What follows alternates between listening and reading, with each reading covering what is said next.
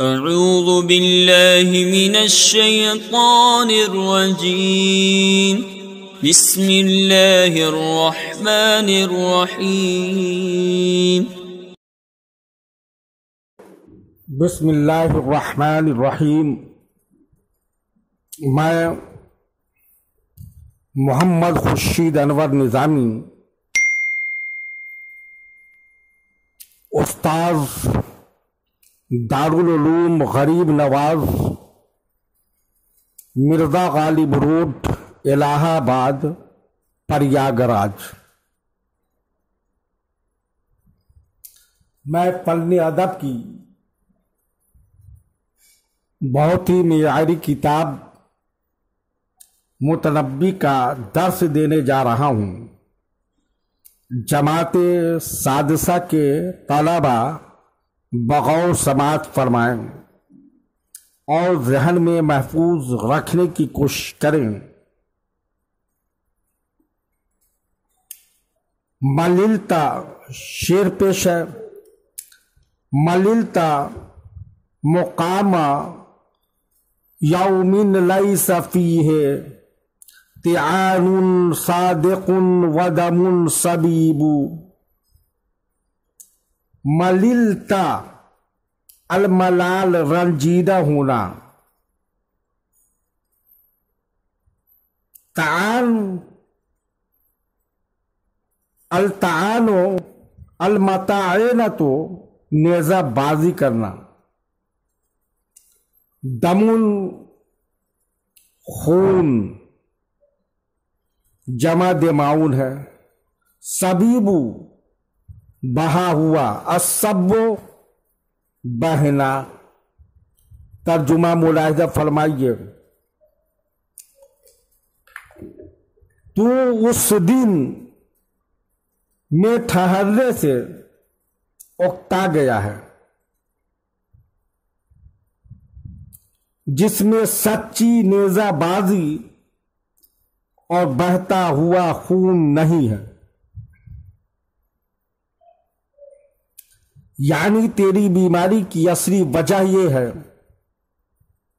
کہ ایک بہادر شخص کے لیے میدان جنگ کے بجائے گھر میں بیکار پڑا رہنا باعث تکلیف ہوتا ہے،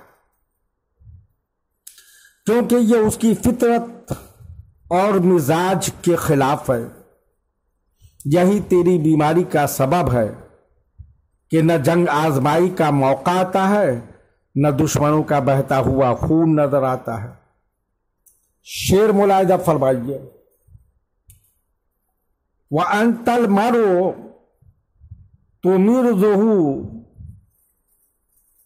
تُمِرْضُهُ الْحَشَايَا لِهِمَّتِهِ وَتَشْفِيهِ الْحُرُوبُ۔ لغوی تجزیہ: تمرض الامراض بیمار ہونا، المرض بیمار ہونا، حشایا روئی بھرے ہوئے گدے، واحد حشیت تشفی الشفا شفا دینا، مرض کو دور کرنا، حروب واحد حرب جنگ۔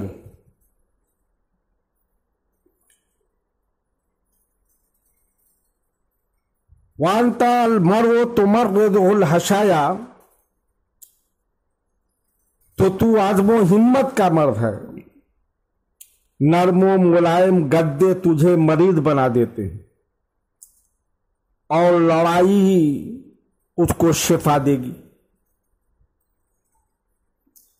یعنی تیرا عزم، تیری ہمت بلند اظہار شجاعت کا تقاضا کرتے ہیں اور اس کے مواقع ملتے نہیں۔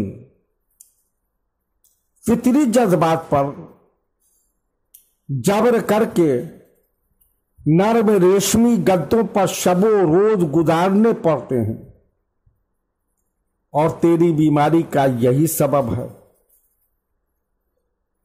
اس مرض کا علاج صرف جنگ ہے، تجھے اسی سے شفا ملے گی۔ شیر ملاحظہ فرمائیے، وما بکا غیر حبک ان تراها وعصیارها لأرجلها جنیب۔ عصیارون غبار، گرد، مٹی، ایثرون و عصیرون بھی لغت میں ہے۔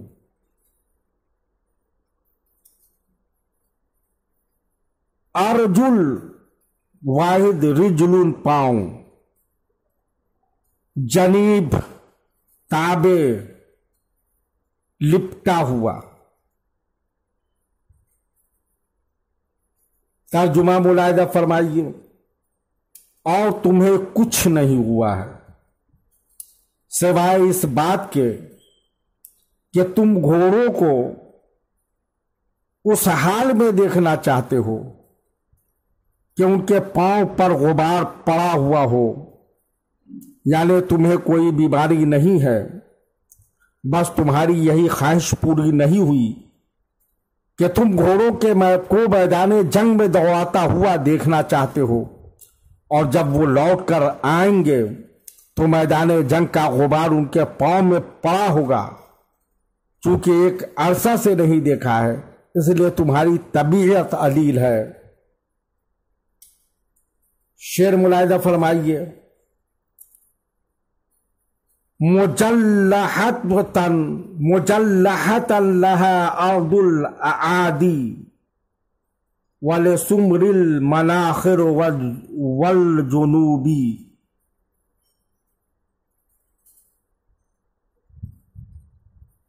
مجلحۃ التجلیح، سخت پیش قدمی کرنا،